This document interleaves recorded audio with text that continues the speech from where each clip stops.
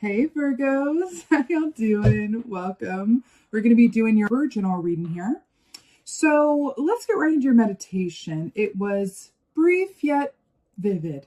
The first thing that I saw was an elephant, which is Virgo / hermit energy for me, which is a gentle remover of obstacles. The waymaker. Elephant is so auspicious to have come through in your meditation, for sure. Then I was taken to a very dense, wonderfully rich rainforest. And I was taken to a very particular image from an oracle deck that I haven't used in a minute, but it's Earth Magic. Ooh, I think I'm saying this right. Earth Magic Oracle by Stephen D. Farmer. And it's the image of the green man, and I believe it says synergy on it. I saw an image of that, and I was taken to this kind of jaguar green man energy, which is very much about the alchemical process. It's very much a magician / shamanic energy. I'm feeling like it's made to order. So the sense that I'm getting for y'all is it's a lot about, don't be afraid to order off the menu. Yeah. If you're going to a restaurant, you're looking through everything and you're like, you know what? I would kind of like this main from this dish and then this side from this dish. And then I want to garnish that they don't even have listed, but I know they have it. Like, you create your own order. I'm sure they just love you for doing that at a restaurant. But I'm saying, like, it relates to your life.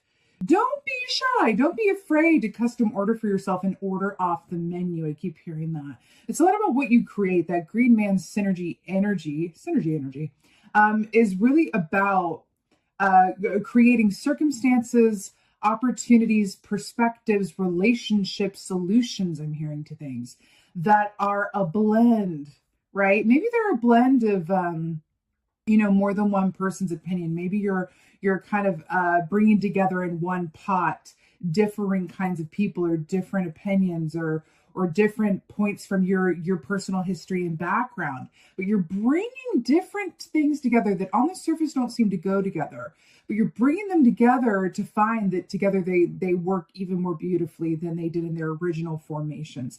I'm actually seeing something specific. It's from, I don't know his name. I feel bad because I'd love to shout him out, but he's on TikTok, and it's this like DJ person who takes different songs that, are, quote, meant for each other, and he puts them together and mixes them, and they sound so much better together than they even did apart. Like, it's just mind-blowing, and that's what I'm getting for you. So really interesting, fun energy there for you guys, for sure. Let's get your animal energy. Oh yeah. Oh yeah. So here we have the bat here, which is really brilliant because the bat is death in the tarot. Yeah, you have the moon here, the bat rising in the moonlight, beautiful air energy here. This is transformation, but this is also an aspect of shadow work and shadow side. Fascinating, because we were talking about the green man and shamanic work, right? Which is very much about the shadow side, or the subconscious, the collective subconscious, the collective darkened psyche, right?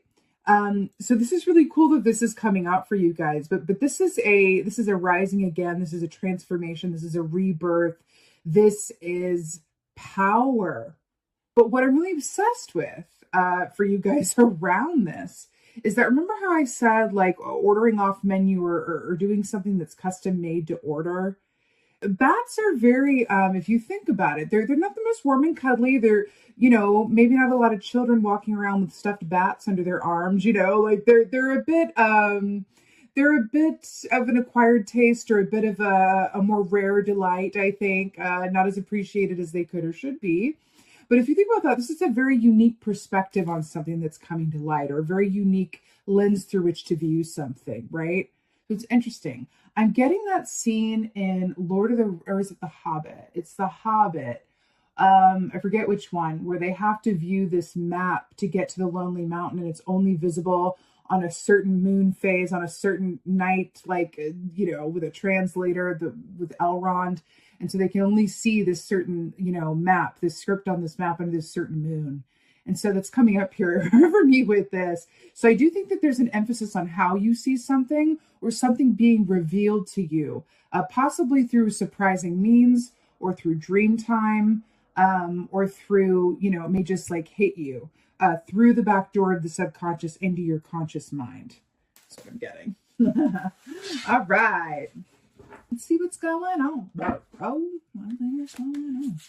You know what? I'm really hearing again, being open to new ways of doing things, being open to feedback or advice or perspective that come from, I almost said unwelcome sources, maybe unwelcome, maybe unexpected sources, unusual sources. I'm hearing from the mouth of babes. I feel like there's something about that. I feel like the worst thing that you could do to kind of cheat yourself out of this like transformation opportunity here would be to judge a book by its cover or to think you know how something's going to go before giving it a fair shot.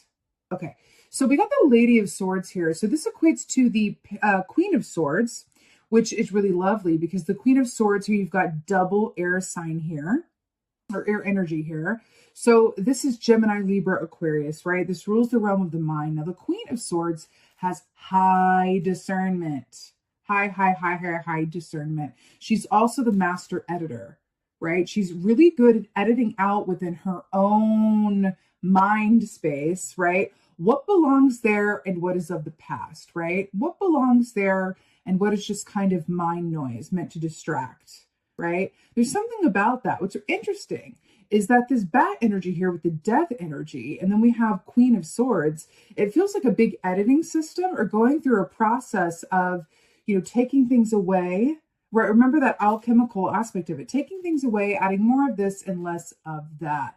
But it does feel like you are in a point in your life where your discernment is at the forefront of your experience. And you may be thinking a lot about fair, objective decisions and really, really a lot of mental activity, which is great. I feel like Virgos are, you know, right in line with that, right? You guys' mind space is so wonderful. I mean, out of all of the earth signs, you guys, in my opinion, are the closest to air energy for sure. I mean, you're earth, you know what I mean? But you guys are a lot like air signs, my experience of you.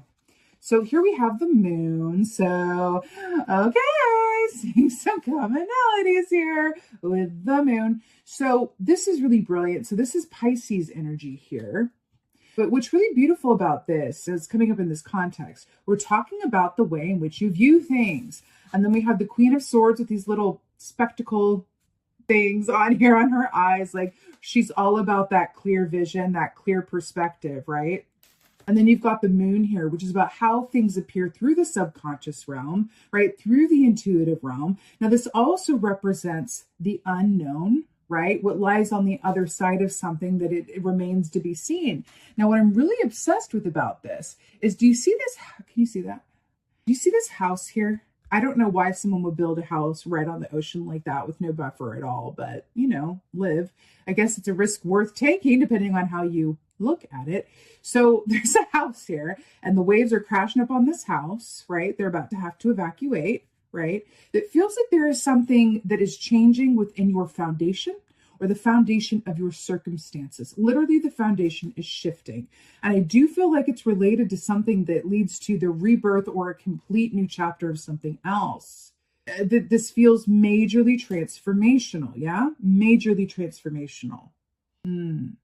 Relying on others that you trust and whose judgment you trust can be extra helpful during this time, just as a sounding board, someone to kind of bounce ideas off of or share what happened during the day and get their perspective on. I'll tell you, even though you are obviously an earth sign, you're not coming across to me as very earthy quite with the energy I'm feeling, right? We have earth come out, but you are feeling quite airy, quite in the ethers, as it were. And so I'm hearing that good grounding, people that have grounding influences on you are going to be incredibly helpful. Now, it's not bad, it's not negative, it's nothing like that to be in more of an airy energy. It just means that you're your mental space, everything that's going on. It's a time of transformation and metamorphosis. So in times of great change, right? Sometimes when we feel our foundation shifting, we're really moving into a new energy,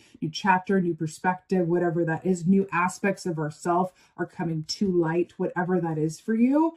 It can be incredibly helpful to just mindfully ground yourself, right? And that can be, again, talking with other people who help you re-engage with your natural perspective by benefit of their own, or doing grounding activities, right? That get you from feeling like the waves are crashing up against your house to kind of being connected with the earth and everything is happening in its divine timing, in the best way possible, right?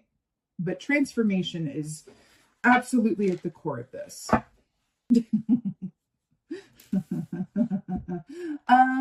Okay, so here we have the Spirit of Cups. So this equates to the Knight of Cups. Now, is that not a butterfly?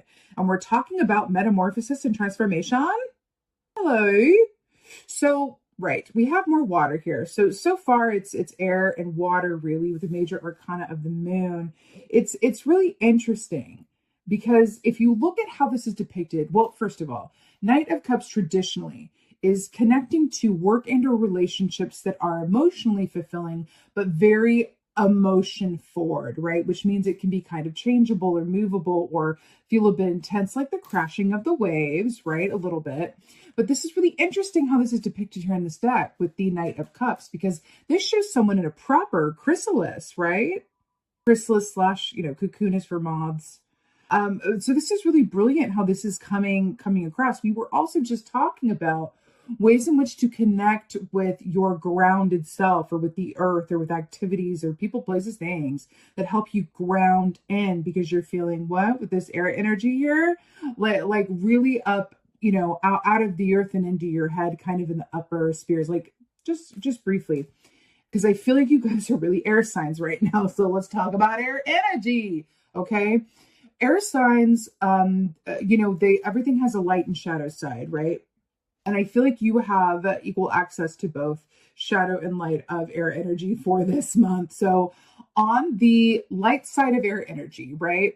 Wonderfully creative, inventive thinkers, right? They are the inventors. Air signs are associated with invention, problem solving, just really, really strong intellect.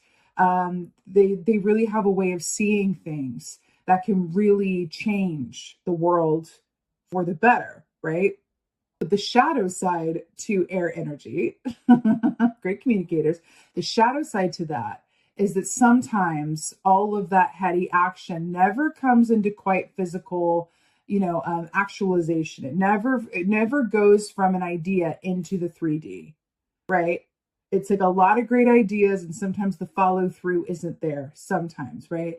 And I feel like for you guys, the fact that there's this butterfly, and this person is clearly grounding in through a period of great change and metamorphosis, I feel like it's all the more reason to take this time to kind of reset yourself as needed and connect in. What I'm getting with this is connecting in with people, places, and things and activities that truly nurture you. Because here's the tea, even when we go through times that are, change heavy, like the death here, right? That's an intense scorpionic energy. And when we go through big change, it doesn't even matter if it's the best change in the world, it's what we've always wanted and it's finally happening. It doesn't matter. It's still intense. Change is intense. Even when it's for the better, it's intense. Even when we're really happy and thrilled about it, it's still intense. Because as human beings, right, our relationship to change is a bit fraught, especially considering where as a collective we've been in the past, year and a half, almost 2 years, I guess, in a little bit, but year and a half, right? So I feel like there's an aspect of re-examining. Take the time to re-examine your relationship to change, right? What's your relationship to it, right? Can you go on a date with your relationship to change? And that's actually, I'm not to be funny, but I think there's something in what I just said. So when you come from curiosity as opposed to judgment, you are able to access a wealth of information that you otherwise could not. Judgment is very limiting, right? So what do I mean by that? I mean, let's say that you are going through a period of change in whatever form this takes, right? Internal, external, both, relationship, work, whatever have you, right? Let's say you're going through this change and you feel like a lot of feelings about it because there's a lot of water here. You're feeling some sort of, response to it, right? Oh God, the Scorpion's at the bottom of this deck and we have the death energy here with the bat. How crazy is that? It was staring at me this whole time. And you're feeling a lot around it and going, oh, I don't know, I'm having trouble. Or, oh, it's a lot of change. I feel this. Oh, it's uncomfortable.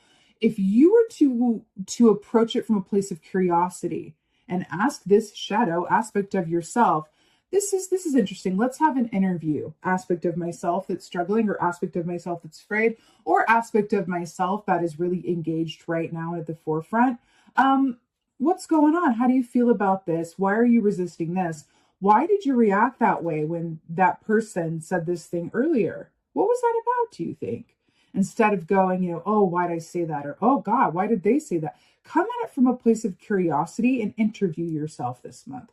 Interview yourself, even with the help of a friend or a loved one, right? Really talk it out, really be in a place where you can come from a place, like I said, of curiosity with good intention, as opposed to, judgment, which, again, is very limiting and it's quite unnecessary, very human, but unnecessary and inhibiting in terms of our personal growth. Okay. But change is at the forefront of this reading for this month. I also want to say too, like, I do feel like there's a nice energy around it as well, because we were talking about where it is the month of Samhain, and we have the bat here, which is an iconic figure. So I kind of like that as well. I do feel like there's a certain auspicious element to that as well, because this does feel empowered at the same time when we're talking about, shamanic energy and the alchemical process and the green man and synergy. That is a lot of power, right? So it does feel inherently charged, but in a great way. So to clarify the Queen of Swords, we have the Seven of Pentacles. Now here you are coming up in your reading as Earth energy, and you are expressing yourself through the lens of patience. Now this is ironic because Virgo, and of course not all Virgos are the same, but what I'm feeling with this around change is sometimes, Virgos, but air signs in particular, can be quite impatient when it comes to change or manifesting things that they want yesterday. Right? So Seven of Pentacles, this is trusting that the seeds that you've sown will bear fruit. I'm hearing, don't put the cart before the horse. Allow yourself through this editing system or through this mental activity, through this change, through this aspect of making cuts and edits and whatever this is for you, to allow yourself again to ground in, but trust the process is what I'm getting. Trust this process, this bat process, this death process, this foundation moving and reforming process, this chrysalis process, right? Trust the process. And back to this, you cannot rush metamorphosis, right? You cannot rush through the goo phase. That ain't it. Look at her looking like Neo in her pod from the Matrix. You can't force it. Why would you want to? You're going to come out of here with, like, missing parts that you need. So there's something to that as well, okay? It's really understand that everything is happening as it's meant to with an organic timing, right? Yeah, he doesn't look overly pleased about how long that's taking, right? All right. Ooh, Knight of Cups again at the bottom of this deck. Brills. Okay. Let's get a clarifier for this moon. It's interesting. You have two major arcana so far, and they're death and the moon. Ooh, you got a thorough one. Yes, you did. And you got my favorite hello and goodbye. It's the High Priestess. Now, she is the feminine form of the shaman or the magician, right? The shaman is the same as the magician. So, and this is like some serious stuff. Here you have the moon again. The moon. So the moon is coming up. What is the third time in your reading? That's really something else. So let's talk a little bit more about the moon. So first of all, the High Priestess is about accessing your subconscious, or there's darker realms of yourself and or others that are only accessible through the subconscious or intuitive spheres, right? So what does that mean? That means that it's about an inner movement and stillness here and kind of looking inward. Now, this is sort of echoing what I just said about approaching things that come up or yourself from a place of curiosity over judgment. Curiosity feels very much like the moon to me because the moon is mysterious. It's a mystery, right? And let's take this quite literally. Like when we talk about moon energy, like, crazy things happen during the full moon and it's all, you know what I mean? Like the crazies come out during the full moon. I look at the moon energetically as it relates to, living beings, as it has the potential to unleash the wilder aspects of ourselves, the aspects of ourselves that are not controlled, that are not domesticated, that are not civilized, so to speak. But there's a lot of information in the untamed aspects of ourselves, right? You're being really asked to look within from a place, again, of curiosity with the good intention of broadening and deepening your perspective of self and others. Okay, it does feel like this big change does have something to do with the broadening of perspective. But also there's something that I'm taking it literally. There's something that you're sitting on that feels just really powerful, really, really charged. It feels like you are going into a time. Listen, I'll tell you this. I have found that when you are moving into something that is truly transformative and you're starting a new chapter or you're in a new chapter and there's a lot of newness going on or changes that need to be made, a lot of the times this editing energy will come forward and invite you. It's kind of like Eight of Cups ish kind of energy where it's inviting you to kind of go, okay, there are certain things within and or around you that are not a complete match or fit to this new energy that's coming in, or new opportunity or new reality, new you, whatever that is. So we're inviting you to kind of look at these aspects of yourself or your circumstances and go, with the Queen of Swords here, is that the best fit? Does that shoe still fit? Let's take out all of our shoes. Let's order off the menu and take this bit that does work, and then we'll leave this one out. We'll take this one from over here and we'll bring them all together, right? Like, let's say, for example, you're starting a new job and you can take aspects of different jobs that you've had before and go, oh, I learned how to do this at this job. I can use that here. I learned how to do this at that internship that somewhere I've seen. I could take that and put that into this, right? I feel like you're making your own brew, right, of what's working for you in the context of a greater change. And also sharpening your vision. I'm hearing sharpening your vision. Knight of Cups, sharpening your vision. Interesting. Oh my God, you're not ready. Two of Swords. I literally just said sharpening your vision, and she's literally holding sharp swords with a blindfold on. And the moon here as well. That's really, really funny. Okay. What do these two ladies have in common? Well, their vision is obstructed, one because she's asleep and the other one because she's got a blindfold on. So there's that. Again, how you see things, your vision, right?